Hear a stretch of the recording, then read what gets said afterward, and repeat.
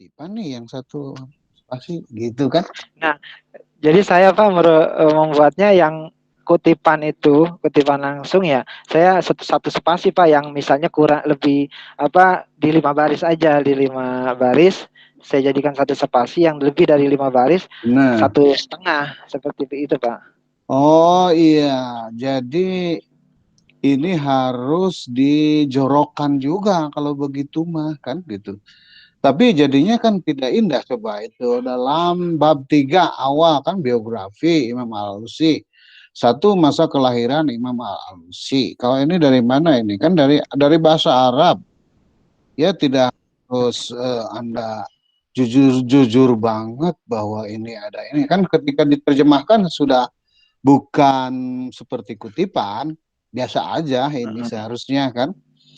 Yang Oh kutipan iya. itu bagusnya kalau yang bersifat ini pendapat gitu kan, yang memang kalau tidak mengutip akan tersesat gitu orang tuh gitu. Jadi ini Wah, harus pura-pura punya Anda lah kan gitu kan. Kalau ini kan saya sebagai editor kan iya Pak. ini kan.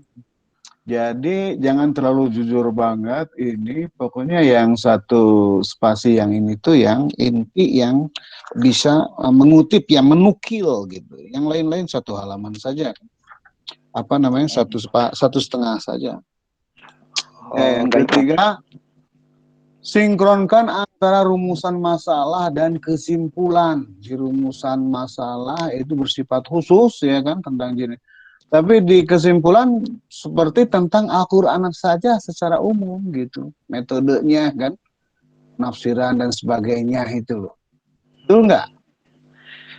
Eh, Yang yang membedakan dari segi jinnya itu yang mana di kesimpulan itu? Terutama dari ya, metodologi. Coba metodologi ya, sebelum sumber itu, tujuan. Dari tujuan tujuan. penafsiran. Anda Ya, menyebutkan ingin membentengi pemahaman umat Islam Ahlussunnah. Apakah di bab 4 memang ada ini? Menjelaskan nggak Anda? ya, Ada nggak?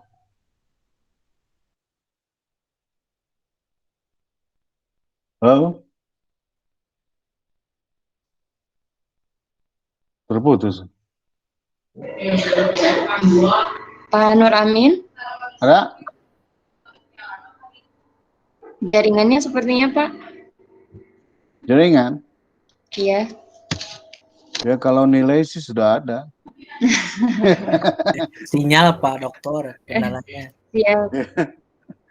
Masih ada yang disampaikan Pak? Iya itu ini yang tadi saran itu mau mengantarkan sih sebetulnya. Tapi ya boleh di ini. Pokoknya saya ada tuliskan kan? Saya tuliskan. Ada ya Pak Bapak Nur Amin? nanti ada lagi? ya Pak Nur Amin tadi, ada. tadi keluar sinyalnya. Nah gitu. Tadi keluar Nah sinyalnya selanjutnya Pak. saya mau membimbing Anda ke arah itu yang penutup ya. Ini ya supaya sesuai dengan panduan. Jadi bab 3 jadi bab 4 ya kan. Terus yang di bab 1 yang metodologi itu jadi bab 3 ya. Oke, Pak Amin. Itu kalau ini bisa tanya ke Bu Ella itunya panduannya kan. Gitu, saya sudah bagi juga, suka ini ke Bu Eni juga saya sudah bagi dulu. Nah, tentang yang bab 4 yang saran gitu loh, bagaimana Anda merumuskan saran. Ya saran itu terutama Anda harus jujur dari kelemahan atau keterbatasan dari tesis ini, kan? Setelah keterbatasan, baru Anda menyarankan kepada peneliti berikutnya. Oke, nah itu harus dirumuskan. Nah, tentang bibliografi ini harus sesuai dengan ini kan standar ya, daftar pustaka ini. Jadi dibuang yang tanda strip-stripnya itu loh kan. Jadi dengan alphabetical order, jadi dari A duluan gitu kan sampai Z gitu. Ya, boleh ditanyakan ke Bu Ela dan Pak Dindin ya, Didin di Prodi IAT kan. Begitu saja Bu Ela, Pak Nur Ya, Amin. Ya selamat ya, Anda sudah berjuang ini, waduh, sudah harus diberi penghargaan ya kan. Banyak baik. detail yang ini kan. Kalau saya baca ini dari pengkhotbah tentang jin ini kan. Terima kasih. Terima kasih Pak Makasih, Taufik Pak. komentarnya. Terima kasih Pak Nur Amin sudah dicatat poin-poin yang harus diperbaikinya dan jangan lupa untuk selesaikan revisiannya, jangan dinanti-nanti. Silakan Bapak bisa live Google Meet. Mungkin satu lagi ya Pak sebelum kita istirahat karena ada 2 peserta lagi. Jadi untuk peserta terakhir ini ada Pak Lulu. Silakan Pak Nur Amin boleh live Oke. Google Meet. Terima kasih Bu Ela dan Bapak penguji. Mohon maaf atas segala Sama-sama. kekurangan dari saya. Insya Allah saya akan perbaiki apa yang Bapak penguji sarankan. Iya, iya baik. Oke, Pak. Terima kasih Terima Pak kasih, Nur Pak. Amin. Iya. Assalamualaikum. Waalaikumsalam warahmatullahi wabarakatuh. Untuk peserta selanjutnya atas nama Lulu Abdullah Afifi, untuk judul tesisnya Majas dan Implikasi Terhadap Penafsiran, kajian terhadap buku tafsir kontemporer dan klasik pada juz berapa ini? Juz 11. 12. Iya, juz 12, mohon maaf.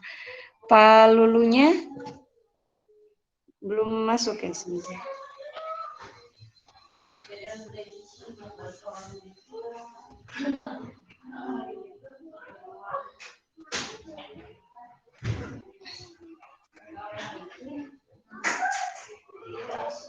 Belum.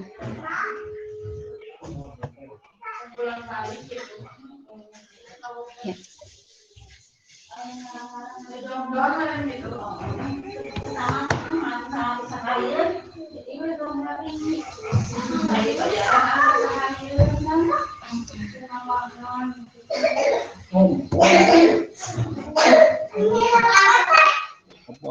Pak Sigit dulu atau Bu Ela? Pak Sigit. Bagaimana Pak? Pak Sigit dulu ada?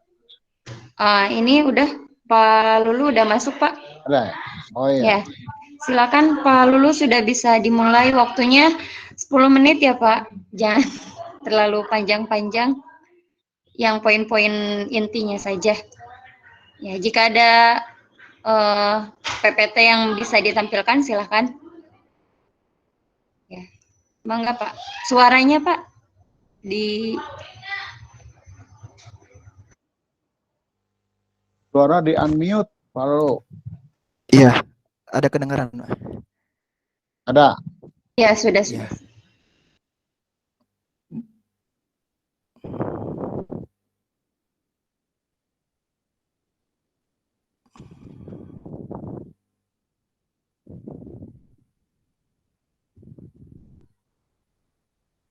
Ayo langsung. Mau PPT ada, buka PPT dulu, Pak.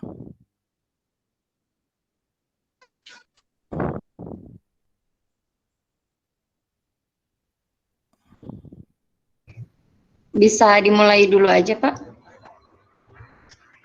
Oh iya. Bismillahirrahmanirrahim. Assalamualaikum warahmatullahi wabarakatuh. Waalaikumsalam. Alhamdulillah, salatan Waalaikumsalam warahmatullahi wabarakatuh. Assalamualaikum warahmatullahi wabarakatuh. Yang saya hormati Bapak penguji yang insya Allah dimuliakan oleh Allah. Pada kesempatan sidang monokosa kali ini, teman-teman yang insya Allah dimuliakan oleh Allah. Semoga pada pandemi kali ini kita tetap dilancarkan segala kegiatannya oleh Allah, begitu pula tetap diberi kesehatan oleh Allah Subhanahu wa taala. Langsung saja pada kesempatan kali ini saya akan mempresentasikan satu buah tesis. Saya beri judul Majas dan implikasinya terhadap penafsiran. Kajian terhadap buku tafsir kontemporer dan klasik pada juz 12. ada dua masalah yang saya angkat dari tesis ini. Jadi tesis ini adalah terbelakang oleh dua masalah yang saya angkat. Yang pertama adalah karena adanya perbedaan mengenai status majas pada suatu ayat. Semisal pada suatu ayat tersebut mufasir satu dan mufasir yang lainnya berlainan pendapat mengenai apa bermuatan mana majas atau tidak. Begitu pula tentang status hakikat pada ayat tersebut. Kemudian saya batas di sini perbedaan tersebut antara tafsir kontemporer dan klasik. Karena adanya perbedaan tersebut, pada akhirnya nanti terdapat perbedaan jenis-jenis majas dari keduanya yang mereka simpulkan. Khususnya pada juz 12. Saya yang menjadi fokus analisis saya ini juz 12 yang terdapat di dalamnya terdapat surah Hud dan surah Yusuf yang mana penulis yang saya kira masih berhubungan dengan penelitian ini karena memang di juz tersebut berisikan tentang adab-adab kaum-kaum terdahulu yang mana Allah menggunakan bahasa metafora atau majas yang lebih dominan ketika menyampaikan adab-adab terhadap umat-umat Nabi terdahulu. Kemudian masalah yang kedua, yakni karena majas berimplikasi pada penafsiran dan pada akhirnya menyebabkan berbedanya penafsiran pada tafsir klasik maupun kontemporer. Berbedanya penafsiran pada tafsir suatu ayat merupakan hal yang lumrah antara mufasir satu dengan mufasir lain. Kenapa demikian? Saya mengutip dari penjelasan seorang Quraisy Shihab yang menyatakan kenapa antara mufasir satu dan mufasir lain berbeda penafsiran, karena Al-Quran itu sendiri berupa teks yang memungkinkan lahirnya multitafsir, yang memungkinkan lahirnya silang tafsir. Sementara jika kita menganalisis teks, maka teks tersebut ada yang bermuatan hakikat maupun ada yang bermuatan majas. Demikian. Kemudian tujuan dari penelitian ini yakni mengetahui dan menganalisis majas dan jenisnya dalam buku tafsir kontemporer dan klasik pada juz 12. Pada awalnya penulis melakukan studi awal terhadap ayat per ayat, kemudian merangkumnya mana yang bermuatan majas, mana yang tidak, terlebih dari tafsir kontemporer dan klasik pada juz 12.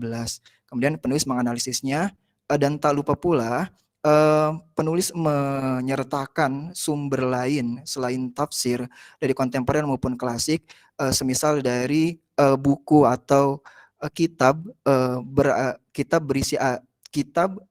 berkontenkan ayat yang dianalisis dengan menggunakan sisi kebahasaan, semisal I'rabul Quran wa Bayanu karya Muhyiddin Darwis.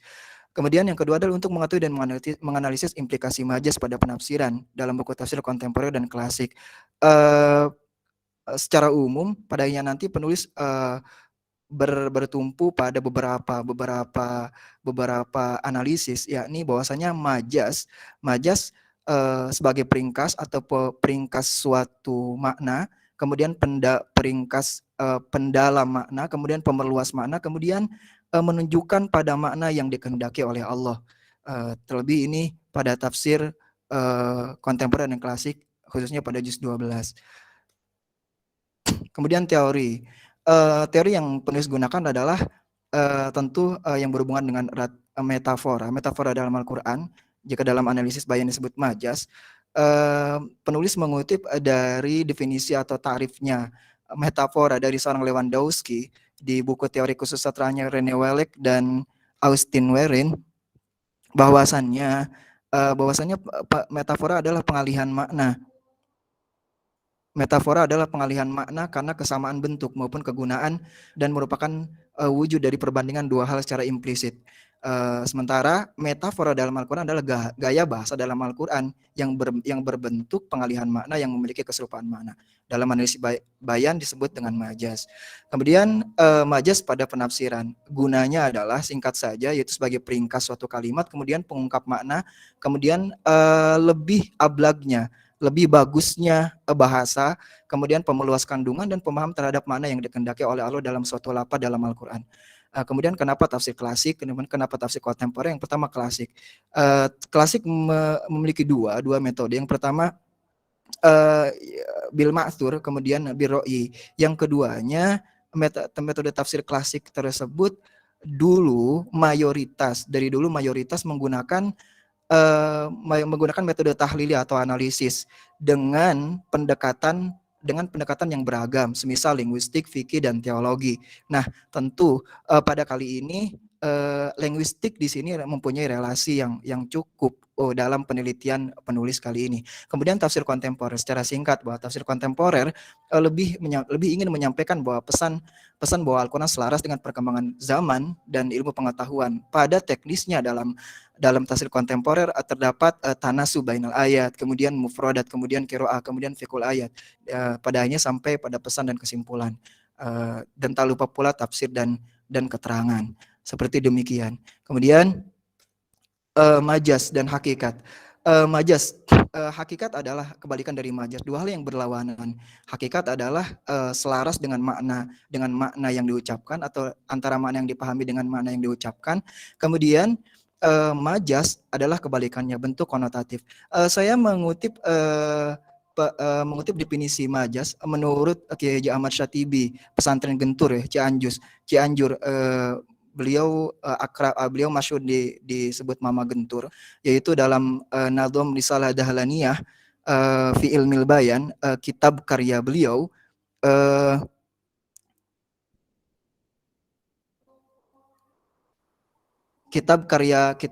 beliau yakni beliau mengatakan majazuhum kalimatun ustu'milat fi ghairi ariyin lahu qad wudi'at liulqatin ma'aqarinatin atat limani ayyurada asliyun sabat.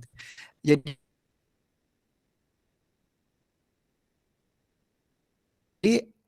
majas adalah kalimatun ustu'milat, kalimat yang digunakan bukan dalam makna asli. Karena kalau makna asli ya dalam masuk hakikat, majas adalah berada di dalam makna cabang. Lahu qad wudi'at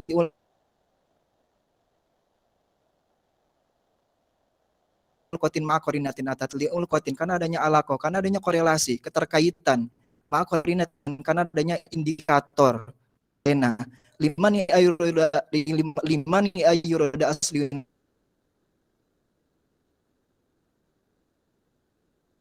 sahabat, tujuannya adalah untuk mencegah masuknya makna asli, bukan makna cabang. Demikian, itu singkatnya seperti demikian. Kemudian kaidah majas secara singkat saja, majas harus ada dalam majas harus ada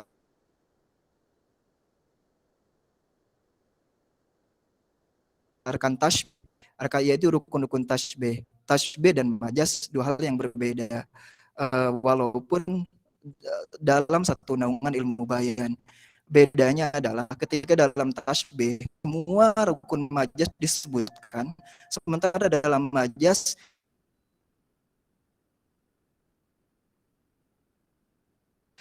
tidak. Jadi salah satunya dibuang. Jika disebut musyabbah, maka musyabbah bih dibuang. Jika disebut begitu pun baliknya. Jika disebut musyabbah bih, maka musyabbah dibuang.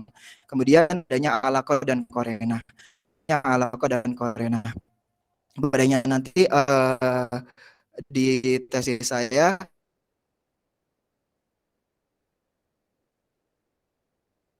qarinah penjelasannya apa dan alaqah penjelasannya apa, ada seperti demikian. Jadi singkatnya alaqah adalah keterkaitan, keselarasan, relasi, hubungan, korelasi, sementara qarinah adalah indikator, dalil, seperti demikian. Kemudian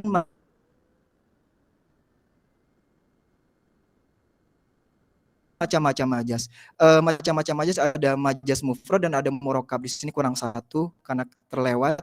Yang mufrad ada mufrad lugawi, jadi mursal dan isti'arah.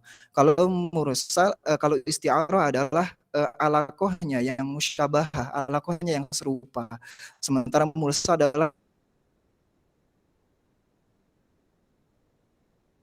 alaqahnya yang tidak serupa, ghairul musyabahah.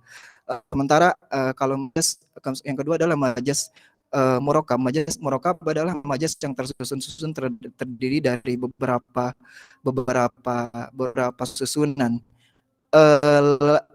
Lazimnya biasa kenal yaitu disebut dengan idiom. Jadi tamtsiliyah. Jadi ada satu majaz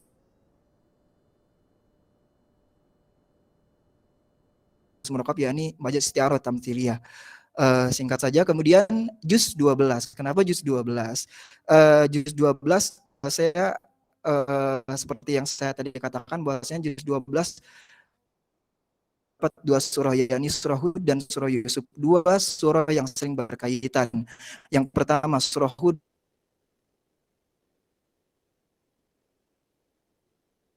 berisi tentang nabi-nabi, kisah-kisah nabi-nabi dan umat-umat terdahulu yang dibinasakan. Dimulai dari kisahnya Nabi Muhammad yang ketika itu putus asa dalam dakwah karena mendapat cacian, karena mendapat penolakan. Wa yaquluna laula unzila alaihi kanzun aw jaa ma'ahu malak nama anta nadir wallahu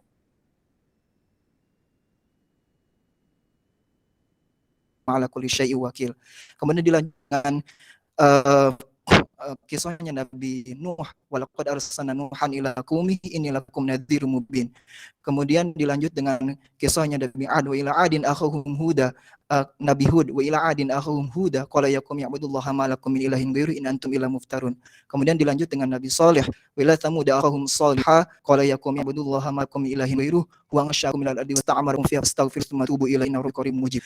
Kemudian dilanjut dengan Nabi Ibrahim, walaqad arsalna Ibrahim bil busyra walaqad arsalna Ibrahim bil busyra salama qala salamun fa la ta'ja bi ilmin. Kemudian Nabi Nuh, kemudian Nabi Lut, kemudian Nabi Syuaib, wa yaman ahum Syuaib, kemudian dilanjut dengan Nabi Musa beserta Fir'aun. Kesemuanya dalam surat Hud nyaris dominan Allah menggunakan pernyataannya menggunakan bahasa majaz.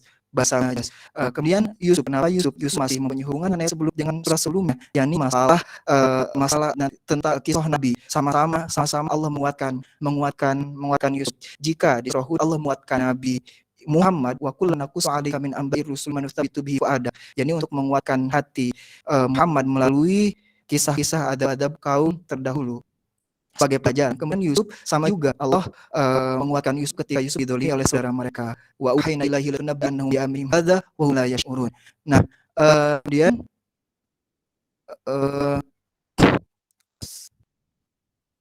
setelah itu sampel untuk metode analitis dengan sumber data kualitatif dan analisis bahasa. Kemudian langsung saja ke sampel.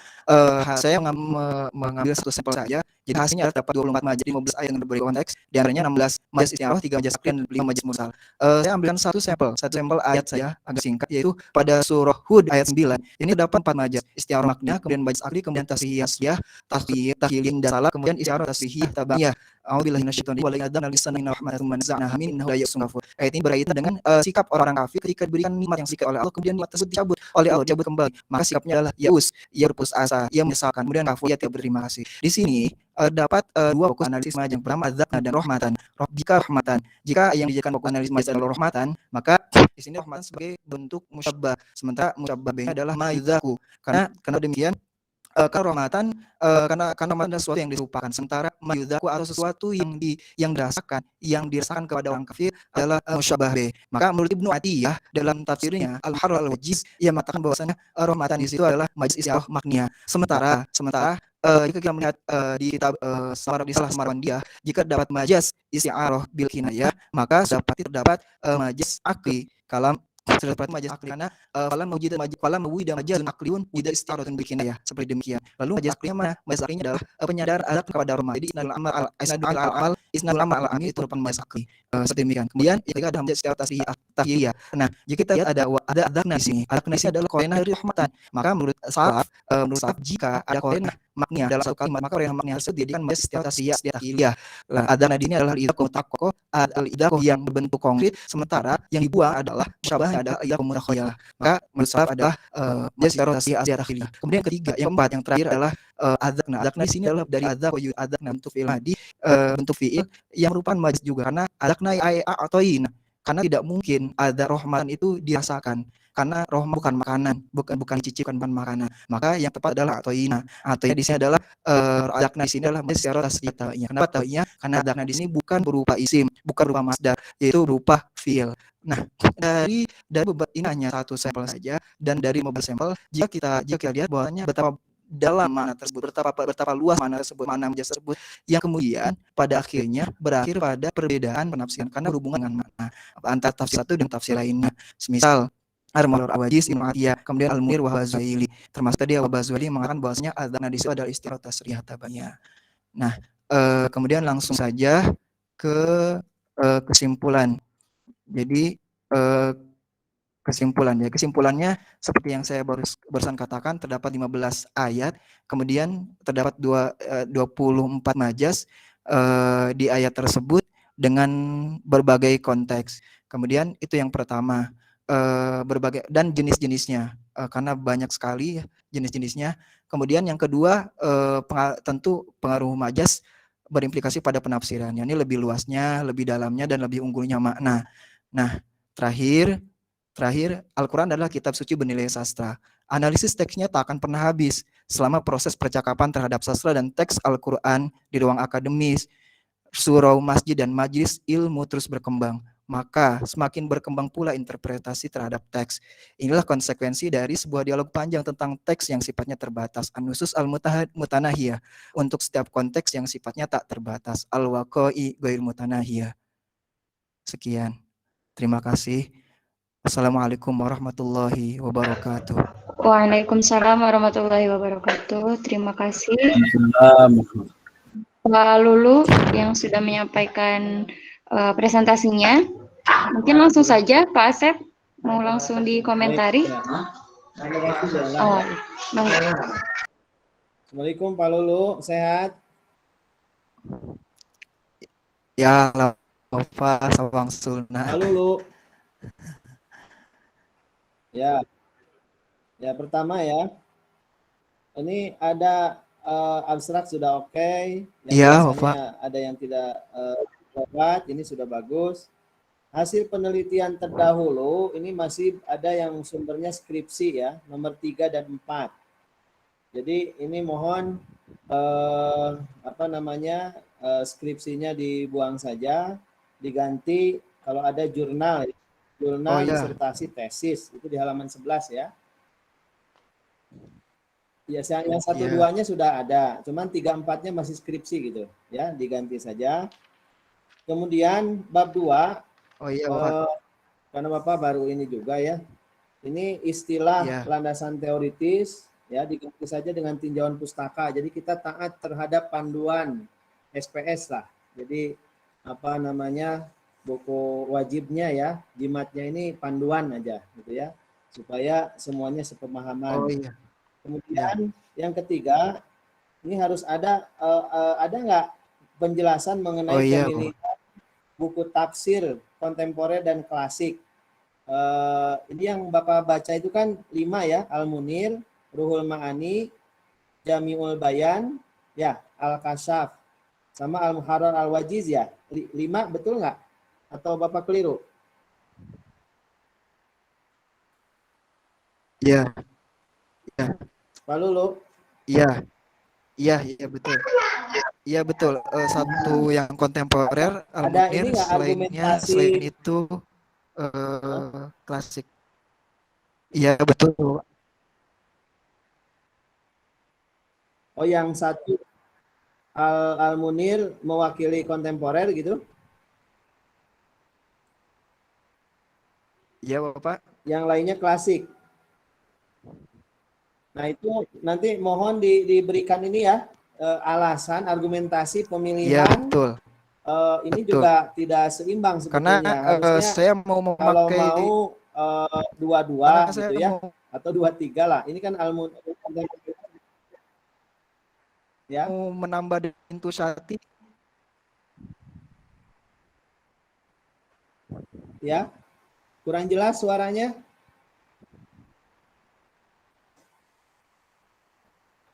Nggak ada suara.